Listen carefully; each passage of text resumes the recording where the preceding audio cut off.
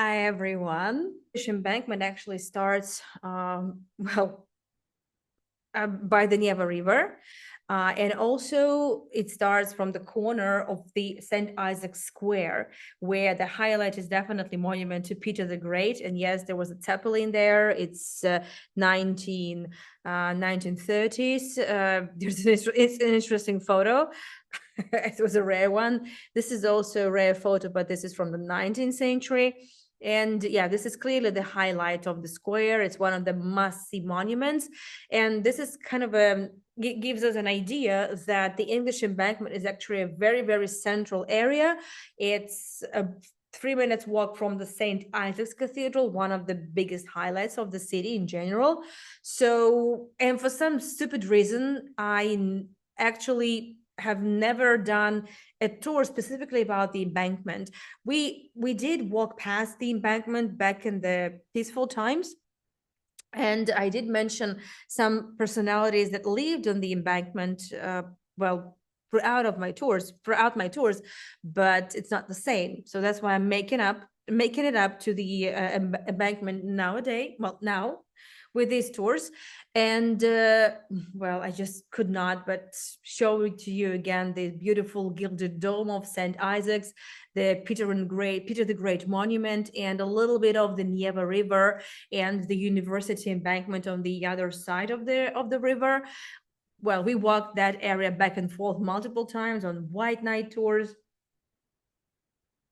on different kinds of tours, and from afar you could also see the Peter and Paul Fortress and Cathedral, and the island where the fortress and cathedral are. That's the beginning of the city. So this is the very old area that started its development in the 18th century, so 1700s, with Peter the Great. So it's kind of the oldest part of the city. However, most buildings we're going to see tonight are, well, some buildings are from the 18th century. This is, for example, the other bank of the river, the university embankment.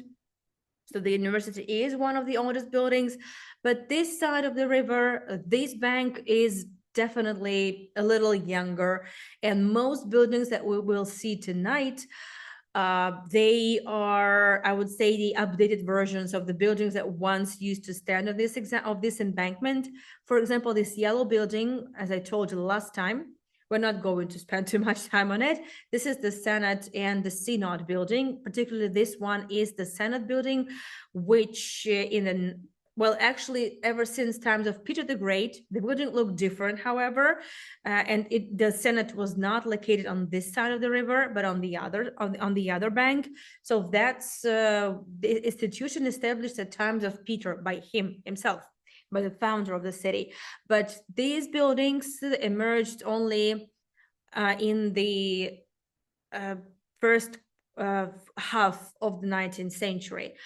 Exactly, the building of the Senate. So now it's the House of the Constitutional Court, which sounds silly, knowing what the Russian Constitution has undergone, but nevertheless.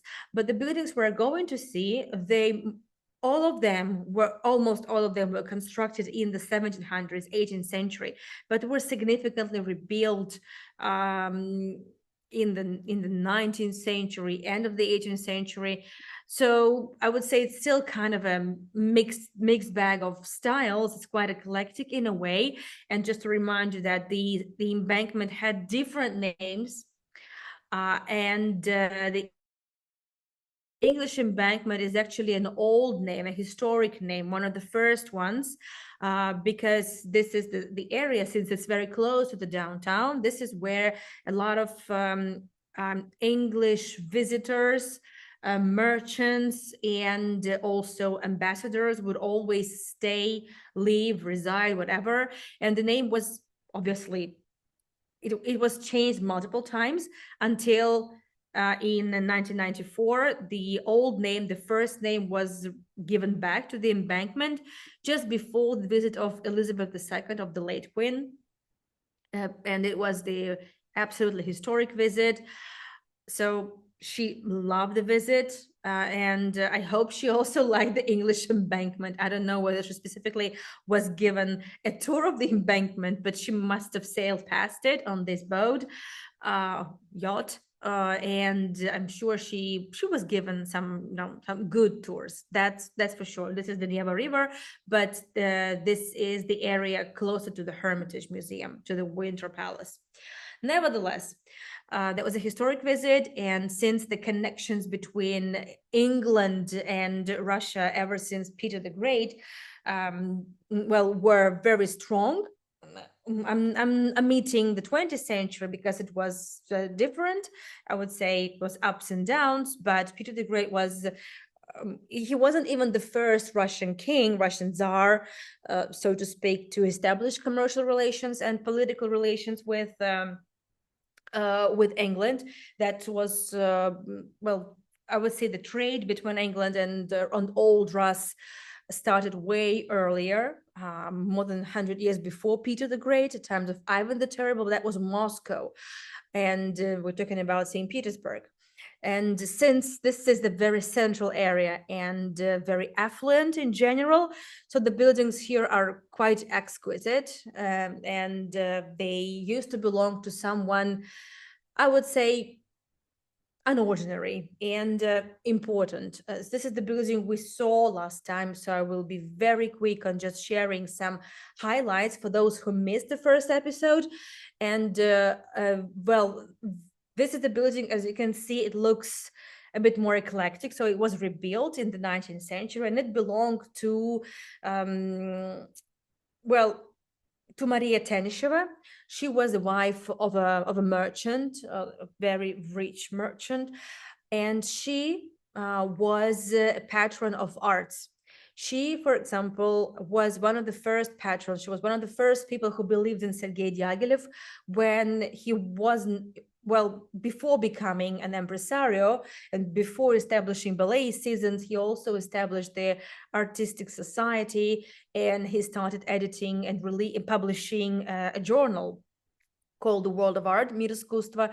So if it hadn't been for Tenisheva, there wouldn't have been any World of Art. And who knows, because Sergei Diaghilev was not even an aristocrat, so he wasn't even local. So very few people actually believed in him. But little did they know. So thanks to Tenisheva, things worked out the best way possible, as we can say now. And also Tenisheva had kind of a village. She had an estate not too far from Moscow called Talashkina. And this was sort of the arts village, which was very common among patrons to create some workspace for artists, for young up and coming artists of the times, and it was a common practice. And this is exactly these are the matryoshkas that were created in her at that workspace in Talashkina. I gave you the story on the last tour, but the matryoshka we know now, the Russian doll, Russian nested doll with the smaller dolls and bigger one, right? So it was all inspired by a Japanese doll that Tanisheva saw elsewhere. And then one of the artists who worked in her workshop or like art community that she was patron of, he created, Malutin was his last name, so he created these dolls, and these are the original 19th century matryoshkas that later on completely stole the show in the World Expo in 1900. And so that's where these matryoshkas were created. Who would have thought, right? And yeah, the church there looks quite spectacular as well. As you know, well, that's exactly that World Fair in Paris, that's where all these matryoshkas won Grand Prix in one of the nominations, obviously. But we spoke about it last time, so I'm not going into details because it's just a quick recap of some highlights. The next house, which we also saw last weekend, it belonged to the son of Ivan Paskevich, who was actually the viceroy of the Romanovs in the Caucasus in general.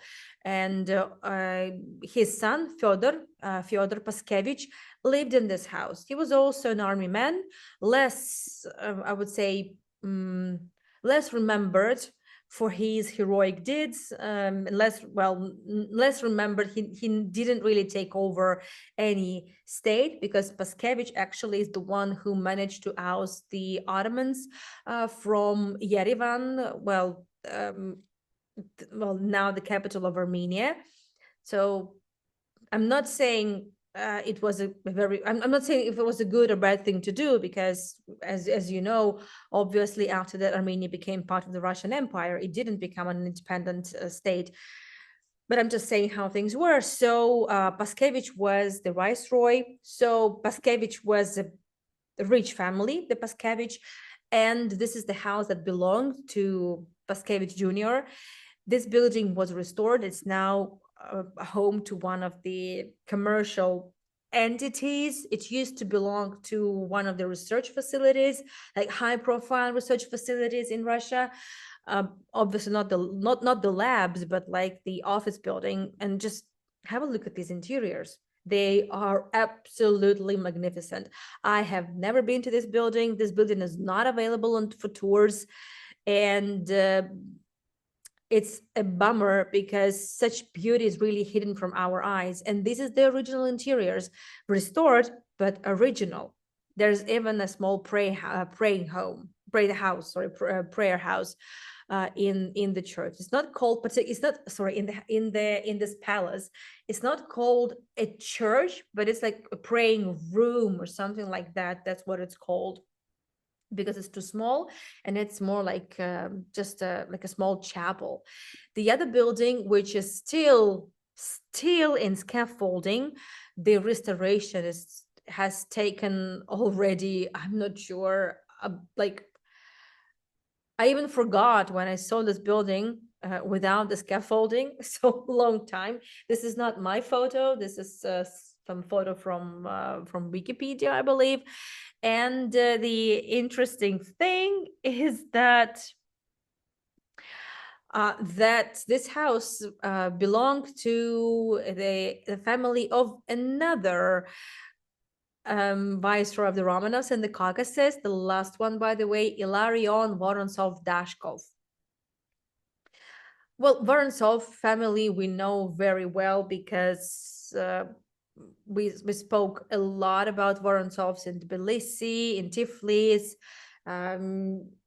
Vorontsov was, well, not this Vorontsov, but the other Vorontsov was also the viceroy in the Caucasus, and did a lot for the development of Tbilisi. This is for sure. There used to be a big monument in one of the areas in Chugureti where we walked, if you remember. But I don't expect you to remember, but if you remember, this is fantastic. And well, so Vorontsov, the side of the Vorontsov family had strong connections with the Caucasus for sure.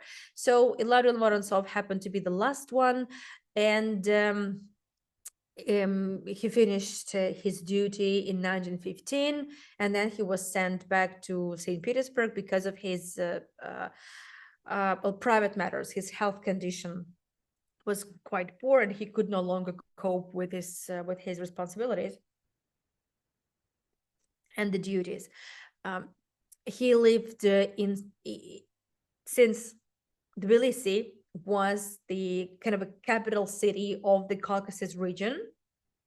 So obviously Vorontsov Dashkov lived in Tbilisi, Tiflis back then with his wife, Countess Elizabeth, and they happened to live in the palace that was assigned for the viceroy family in the very heart of Tbilisi, in the very central area. By the way, that's him wearing the traditional costume and of the Caucasus. I'm not sure which year this photo was taken. No, it's not written there, but so I assume it's early 1900s. And this is his wife, Elizabeth, Countess Elizaveta Vorontsova-Dashkova. Well, she was known for throwing really good parties. And whenever any celebrity visited Tiflis, their home would be open to them. And I told you the story of how Alexander Dumas, the writer, the Three Musketeers, the father of the Three Musketeers, so to speak, he traveled around the Caucasus and spent several weeks in Tiflis. So he stated that he visited that place, that palace, multiple times. So, and we saw this palace as well. I will remind you very soon. I also thought it would be a good idea to find some photographs of that area. Um, well, I was only able to find early 20th century photographs, but I also discovered a photo of the church. So, unlike the Paskevich family, they had only small, like, praying room, like a praying chapel, but the Vorontsov-Dashkovs, they had like a small home church. And this is the photo of it. There's no more church, at least I haven't found any photographs. And this is also in the Soviet times, it was an office of a research facility. I again believe it's some high profile research facility. And I believe now, well, now it's kind of it's a business entity, which is clearly, I would say, somehow affiliated with the state. I'm pretty sure. Some more old photographs. As you can see, this building definitely needed a lot of care, and I don't expect them to open to open it to public. And also, as you may have noticed, the third floor, the upper floor, was actually added a little. Well, at some point, it was not. It was clearly not in the 1700s. This is for sure. And I told you I would remind you a place in Tbilisi, in Tiflis, where Vorontsov-Dashkov lived. This is the palace. It's located exactly on the Rustaveli Avenue, very close to the Parliament building. And the good news is that a couple of weeks ago, they finished the restoration of several rooms in this palace, and they are now open to public. And I've already been there, and I've already recorded the video. So once the good weather is over in Tbilisi, and well, doing virtual tours would not be too convenient. This should be before the New Year celebration starts, before the New Year, New Year and Christmas markets. I would be running a series of pre-recorded tours from home. And I will be taking you to exclusive palaces in Tbilisi, because so far I have like 5 videos of palaces and mansions where I have never taken you before. You see, I've been busy. I've been busy filming, recording, arranging, getting permissions and stuff, you see. Okay, another building. This is, I would say, this is one of the, on the one hand, it kind of looks very new. On the other hand, actually, this building is quite old, and the way it was rebuilt throughout the past 3 centuries, I mean, before the revolution, they still managed to preserve kind of uh, the original looks, in a way, at least. So it wasn't really like completely rebuilt or totally revamped, but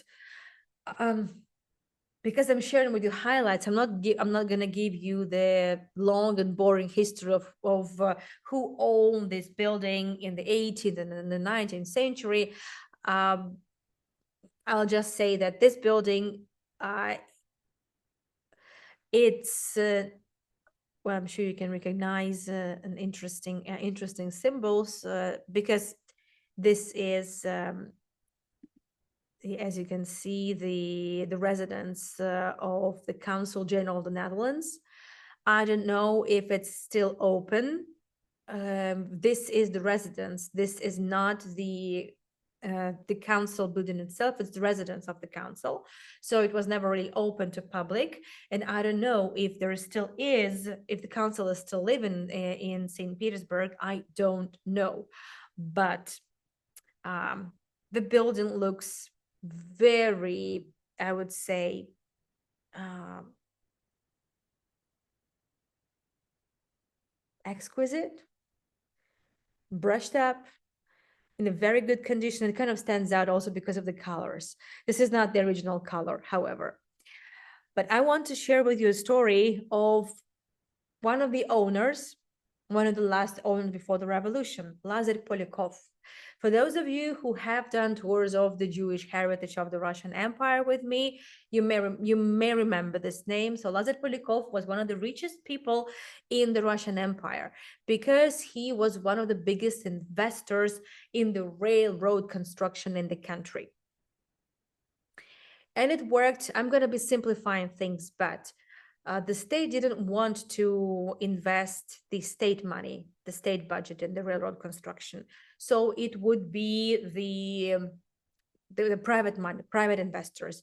And then the state could purchase, but even if the state did not purchase let's say, the segments that belonged, or the railroad, one of the branches that belonged to this or that investor, well, that meant that these investors would be getting a lot of profits from the trade, from the logistics back and forth. So Lazar Polyakov just happened to have enough funds to invest in multiple railroads, and that's made him. And actually, it was a big family.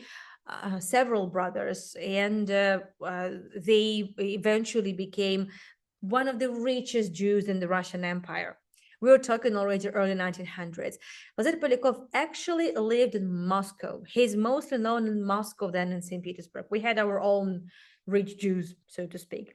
Polyakov was the head of the Jewish community in Moscow. He's the one who purchased the land and donated like half of all the money for the construction of the synagogue in Moscow, the big choral synagogue in Moscow. I'm sure, well, be it my tours or tours of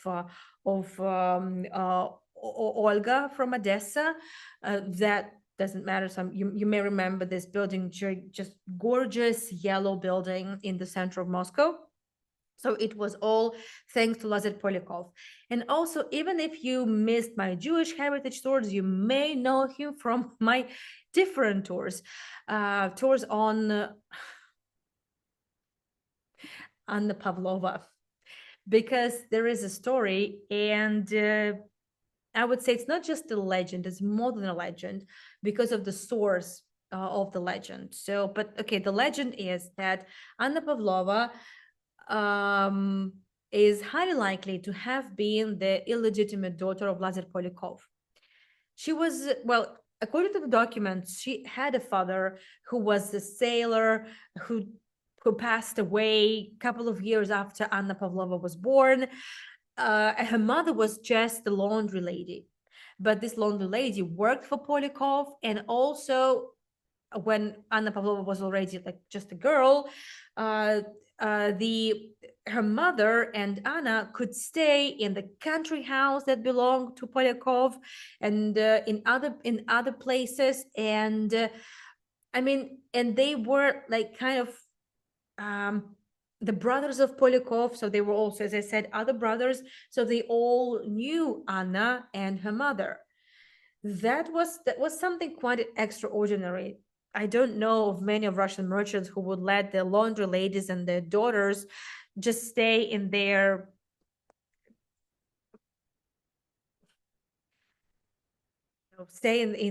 estates for the summer. I don't know. And then also this daughter of a laundry lady all of a sudden got accepted in the Mariinsky theater. ballet school. I mean, well, in the ballet school, right? That was part of the Mariinsky Theater. So that's kind of an interesting story. And how do we know? How did this theory kind of even come about? Well, this story came about way after Anna Pavlova passed away. Nobody was supposed to know, even if it's, well, if it was true, nobody was supposed to know because she was Jewish, which meant that she was like half Jewish. At least her mother was not Jewish, apparently. There's no information about that whatsoever. And but that's, well, that wouldn't really do any good for Anna Pavlova. So plus she was an illegitimate child, so that's why it was all kept under covers. And only after she passed away, her impresario, her agent, Sol Hurok, who was actually an immigrant from the Russian Empire. He was a Jew. He was Solomon Israelevich Gurkov. Solomon Gurkov. He left the Russian Empire and came almost penniless with his parents to America, to the States. And there he became one of the most successful impresarios. And he was friends like with everyone. He was a big promoter of Anna Pavlova and many, many, many, many others. At the same time, he left memoirs, and the story of his life is also quite amazing. And I'll definitely will be talking about Sol Hurok on in my tours. As you know, I've been working on the tours of like history of Russian immigrants in the U.S.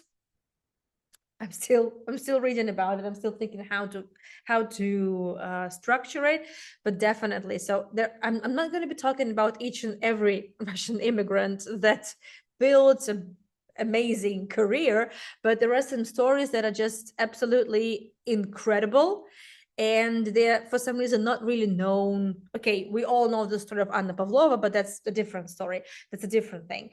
So I was thinking to share with you less known, but no less impressive stories. And so that's what I'm working on now. And Sol Hurok is definitely one of those personalities you want to be talking about. He actually was born in the city of Orsha. It's now part of Belarus. But whenever you say a Russian Jew, basically this means that these Jews must have come from like 97%. They must have come from the territory of Pales of Settlement, which was Ukraine, Belarus, and a little bit other areas in that part of the country, part of the empire. And I thought Dolly would appreciate this photo. This is a whole Surok with Hanna Rovina, who actually was a Moscow Jew. She was the star of the Habima Theater, and she's one of the, I would say she was like, ooh, what do I compare her? Who do I compare her with? She was like, I don't know, Julia Roberts or Nicole Kidman of the Israeli like theater world, something like that. So she was like really like superstar. So and well, I just thought you would find it interesting. There are no photographs. I have not been able to find photographs of what the interiors in this house look like nowadays, but they have been changed significantly. And because this is a private home of the Council of the Netherlands, I only found like 2 photos, and that's it. So it's not where you would, it's just a home. So no visits, no tours, obviously, but I don't know what the situation is like nowadays, but these photos were taken clearly in the peaceful times. Okay, another building. So let me know later on if you would be interested in the story of Sol Hurok, which is absolutely breathtaking. Like the more you read, you're like, no way, this couldn't have happened. No way. He also knew this one. And was it Sol Hurok that made this one world famous? All these things. All these things. Okay. So, and Anna Pavlova asked Sol Hurok to tell the story of her background after her death. So, in the memoirs of Sol Hurok, the story of Anna Pavlova and her father, this is where actually it was published. That's basically it. But since there haven't been any DNA tests run or anything, it still remains a story. But I would say it's highly likely. Anyway, another building, it stands out for sure. And it was rebuilt several times as well. The last time it was rebuilt, it was the beginning of the 1900s. Obviously, during the Soviet time, it also housed different institutions. But I would like to share with you a story from early 19th century. This house belonged to well, all these houses belong to someone very close to the Romanovs. And particularly here lived Maria Naryshkina. Naryshkin family, you must have heard of them before. Peter the Great was actually half Naryshkin, half Romanov, because his mother was from the Naryshkin family. So the Naryshkin kin is known in Russia since 14th century at least, something like that, approximately. So Maria Naryshkina lived here with her husband. So she was married. She was a beautiful woman, socialite, and she was also a lady in waiting before getting married. Obviously, once you get married, you kind of automatically stop being a lady in waiting, but you still remain very close to the court and welcomed, and you know the story. But she also happened to be a mistress for about 20 years. She was a lover of Alexander I, Russian emperor, the one who defeated Napoleon, grandson of Catherine the Great. You get the idea, that Alexander I. And everybody knew about their affair, including the Yelizaveta, wife of Alexander I. They had several children together. Not all of them made it to the adulthood, but those that made it to the adulthood, they were even included in the will, and they were recognized. They were not recognized as the children of the emperor, but well, he made sure they would be well off and protected, and everything would be covered for them. The well, their affair, they didn't even attempt to hide it. For example, Alexander I could just come to the house of Naryshkins for a party, and he wasn't even in the company of his wife, which was a strange thing. You know, you had to follow the etiquettes. You had to follow the etiquette. You had to follow certain rules, and normally the emperor could not just come alone, but he did, and they danced together. He danced with Naryshkina the entire evening, and well, you get the idea. So you get the idea. Yeah, and this happened to be one of the houses where he was quite frequent. But I remind you, she was actually married. Nevertheless, we have some photos of what it looks inside. This is not my photos. I just found them online. I like this photo very much. I like the furniture. The furniture is clearly very old. Definitely not from the times of Naryshkins, because we're talking about very beginning of the 1800s, so early 19th century. Obviously, this palace was rebuilt multiple times before the revolution. It was sold multiple times, purchased multiple times, and changed. So I would say there's probably nothing left from the times of Naryshkina, but some interior decorations and some furniture are quite exquisite, I would say. I really like this fireplace, which is no longer functioning, but nevertheless. Yep. Another building is this one. As you can see, the Naryshkin, it doesn't mean that the Naryshkin house was very small because it's so narrow, right? Last time we spoke about the street behind the parallel to the embankment. So the backside of all these of all these houses, they take you to another street. And well, there is, well, that house was a very big one. So no, don't worry, Narishkins were feeling quite, I would say, quite comfortable there. But so this yellow house, um, let's put it like that. So also a lot of different owners. It's not their original looks, but the most important owner of this palace is clearly Ekaterina Vorontsova Dashkova. Yes, so Vorontsov, we know already very well. We know Dashkovs too. So the two kings together. These are one of the most powerful kings families in the Russian Empire. Clearly.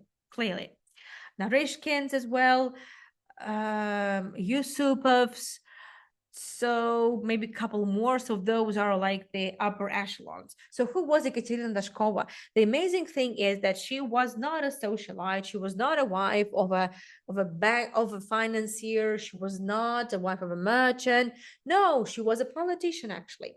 She happened to become quite a close friend of Catherine the Great, and she happened to be the one of the people that actually brought her to the throne as a result of the coup d'etat, which I'm sure you must remember from my previous tours. And she is known to have been the only woman in the Russian Empire who was the president of the Academy of Science. The only woman president. I mean, and we are talking like 18th century, second half of the 18th century. This was quite unusual.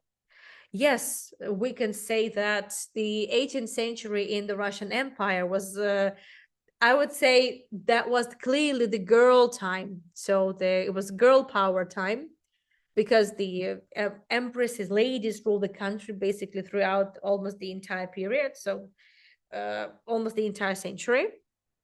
And Dashkova was always, I would say, around Catherine the Great.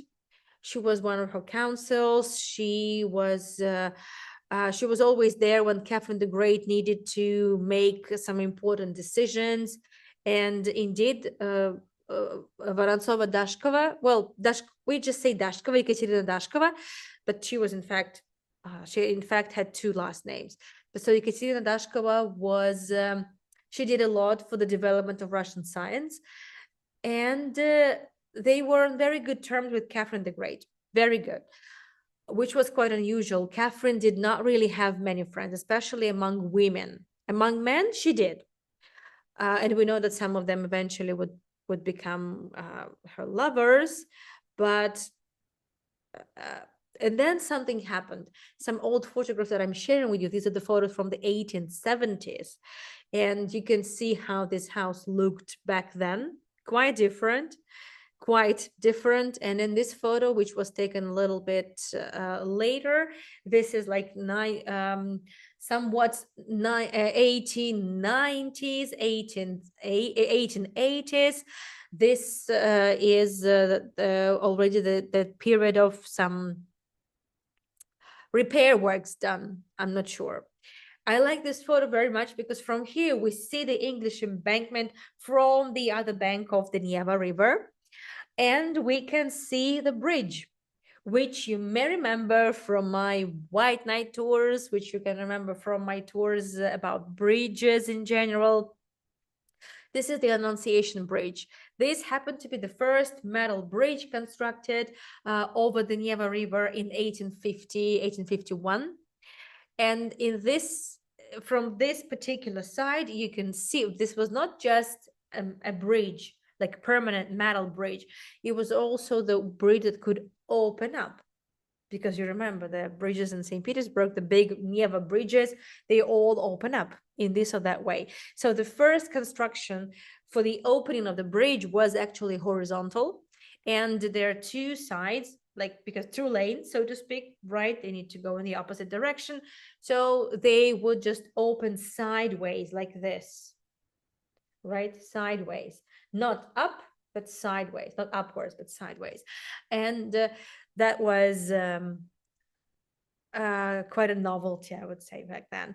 And there used to be also a chapel, as you can see, and the chapel was it was the Annunciation Chapel, and that chapel gave name to the bridge. So I thought it would be interesting to see this photo, and this is the close up. This is what the house of Vorontsov Dashkov looks. And you must have noticed that the houses, all the houses look quite different, quite different. All these houses are monuments nowadays, so they're not a private property unless it's a state property. It's rented. Well, for example, now this is the oh this is the prosecution office. It's the one of the headquarters, I would say, one of them. So I believe that even the private entities that are residing in these buildings, they are all somehow affiliated, somehow related to the state anyway. So, but who am I to say that? I'm just guessing. Just maybe I'm just imagining things. Okay, so Pavel Durnovo. Let's talk about a little bit. Let's talk just a little bit about the Durnovo. It's another big family, very powerful, Alexander Durnovo. They also happen to live in the English Embankment, and well, the house was some of the most opulent. I still believe that the house of Paskevich was the most opulent, but well, the more the more buildings we see, the more opulence and beauty we come across, and it's just becoming very challenging to actually say whose house was the most beautiful and opulent. But nevertheless, so we have some photographs of what the house looked like, and these are the photographs actually of I would say some rooms are just private rooms, and as well, for example, let's do it like this. This is the entrance. Okay, a living room. But I like this photo very much. This is a child's bedroom, and you don't see any interiors at all, any decorations at all, because this is just one of the private rooms, and they didn't need any decoration. So it's a very rare thing to actually have a photo of a private room. It's a rare thing. So I'm super excited for having this. But other than that, you can see the interiors. They're quite spectacular, I would say. So after Dashkova in the 19th century, here lived the Durnovo family. Durnovo was just one of those aristocratic kings that were always around the Romanovs, that had, I don't know, about quarter, maybe, okay, maybe a little less than that, of all the lands, and all the servants, all the peasants actually belonged to Durnovo. So let's leave it like this. The English Embankment, well, if you ask, I would say, if you ask locals, if you ask St. Petersburgers, they would say that, oh yeah, this is specifically the area where all these merchants and politicians lived, and every house there was like a museum. But I would say a couple of houses that kind of stand out. For example, this one, this is the English Embankment 16, I believe. There should be 16. And well, you can see that the upper floor was added, and it was added like in the 20th century. But the house, the way it looks, it just looks too simple, too plain. What can I say? That's that's how it is. So there are a couple of buildings that I would say are not that impressive, but it doesn't mean that their stories are also not important. For example, this house, it didn't belong to a rich aristocratic family. It actually was given as a present from Catherine the Great to not her lover. By the way, we know that Catherine the Great was famous for being extremely generous with the men she dated. I mean, her favorites, and she would normally give them houses as presents. But this house was an exception. She gave this house as a present, not to her lover, but to her doctor, John Rogerson. And after that, after Catherine passed away, after Rogerson left, the house was bought back to become the Romanov property, and then it was purchased, and it just became a private home. That's basically the story. And it looked like this. You see, it didn't look anything special. So later on, there would be a floor added, and then another floor added. And this house, nobody really lived there. After that, it would be a commercial, a private bank. So this is the photo from, well, I would say late 19th century. Okay, and this is where we put it on hold, and we'll start from here next time. So Georgi Bobrinsky would have to wait, because this is the story that's going to take me definitely longer than we have, and we have just 5 minutes. And since we skipped the Q&A, I think it's time to put it on hold, and there is no rush. Next time, the next tour is already scheduled, so it shouldn't be a bit of an issue. Okay, shouldn't be an issue. The chat is on. Let me know if you have any questions, and let me know if you want me to tell you the story of Saul Hurok, the Jewish-born American impresario that knew everyone and supplied talents to Hollywood in bulks. I would say big volume. So that's something that I will be working on. Yes, to so okay. So well, he's amazing. Honestly, it's just incredible. And he also visited the Soviet Union. Also interesting why he did that and how he did that, and people he knew in the streets he could pull. Goodness gracious, honestly. Yes. So next Saturday you will be celebrating your mother's 97th birthday, so you will watch the replays. Okay, no problem. Yes, Sharon, I remember you told me you would be going, so you're going next weekend. Okay. You're going on Monday. Anyway, no problem. It's been recorded as well. And well, the tour about Sol Hurok is not going to happen next weekend, because you're already okay, I got it. Okay, no problem. Thank you, Dorley. Thanks, dear. So let me know if you have any questions with regards to the English embankment or anything. And in 30 minutes from now, 35-ish minutes from now, there's going to be another tour.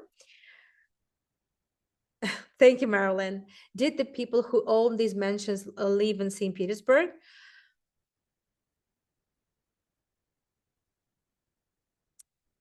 How do I answer this? Most of the people who lived in this embankment were either aristocrats, and in the Soviet times, it was, I would say, lethally dangerous for them to stay in the Soviet Union. So most of them left. I would say you can find the descendants of Vorontsov, Narishkins, Dashkovs in the States. You're more likely to find them there than in Russia. So no, no, unfortunately, no. Because this embankment belonged to, well, the buildings there were of very, I would say, affluent families. But, well, if you just go back like a couple of streets, yes, some people, then their descendants are still living there. But these buildings are not even residential buildings. So they are now different facilities, or they are like offices, or they are institutions such as the Constitutional Court or the prosecution office, or many others. So yeah, It's just I would say there are a lot of things, a lot of things. I don't think there's a term prosecution office. What is that? Hold on a second. I just don't want to lie, so let me translate for you. Procuratura. Procuratura is like a name. What is the best term for it? No, prosecutor's office. Still, it's the public prosecution service. Okay, like district attorney office. Yes, I was thinking of a DA, but I wasn't sure whether it's something similar. So I guess kind of a DA office, something like that. Thank you. Thank you, everyone. So I'm sharing the links for those who joined us a little later. So in 30 minutes from now, we will be talking about Mikhail Zworykin, one of the founding fathers of the television, not just TV sets, but the television as an industry, as everything the way we know it nowadays. He is one of them. So he is known as, I would say, Russian-born American, because he's an American. And it's going to be the 4th episode already. Then I'm going to be taking you to the Stone Island in St. Petersburg, and then to a beautiful park next to the Catherine's Palace, with a lot of interesting constructions and a lot of stories related to the last Romanovs as well. And then tomorrow, a one-off thing. So for those of you who may have seen some early announcements, I told you there would be a surprise guest. So this surprise guest is Tanya Neyman, my Moscow colleague, who many of you may remember from the virtual tours. Last year, we did a live stream together in Tel Aviv. It was actually last year, like literally, it was like November, like a year ago. So tomorrow, I'm taking her to a food festival. It's going to be fun. I'm so excited. So Tanya is right now on her way to Georgia. And then Misha's going to be reciting poetry, and we're going to be listening to some songs. It's all going to be about poetry and fairy tales written by Alexander Pushkin, Russian Byron, Russian poet number one. Well, you must have heard from me this name bazillion of times. So that's it. As of last week's recordings, they're still available on my YouTube channel, and some tours for the upcoming weeks are already there on my website. I would appreciate your support. It can be PayPal, you could buy me a coffee, and on my website you can find tons of links for the previous weekend recordings. And as you know, Misha's tours, I don't share the recordings on my YouTube channel because we share a lot of copyright content. So we don't want any strikes. And yes, you can find the links. They will take you directly to my Google Drive. Hannah Rovina was considered the queen of the Israeli theater. So that's what I was saying. So she was like, I don't know, Nicole Kidman. Not Nicole was not really a queen, but okay. Audrey Hepburn, maybe. I don't know. Well, anyway, so she was because Israeli theater was not that big, so American theater was in cinema, it was different. So it's really hard to compare. But she was the best, and so she was the star of the Habima Theater, and it's just a whole interesting story. Anyway, I'm so glad you find so many themes and people to present to us. Oh, Marilyn, there are so many personalities in so little time. Yes, I have a list of personalities to talk about, which are incredible, whose stories are absolutely incredible. Yeah, and jaw-dropping. Yes, and for some reason they are just undeservingly forgotten, or just, I don't know, not known. So this kind of my mission, to spread a word about these people, regardless of who they are actually. I mean, it's not because they're just Russian or because they are just Jewish, or because of the connections that we have. Okay, a Jew that, okay, it could be a Russian Jew who for some reason lived in Tiflis and then went to the States, and then all the impact, and there's just all these connections between the three countries. Well, okay, this is it. I'm not keeping any longer. I'll see you in less than 30 minutes on a tour of our Zworykin. Yes. Bye-bye, everyone. And thank you so much for finding time for my tours. Bye-bye.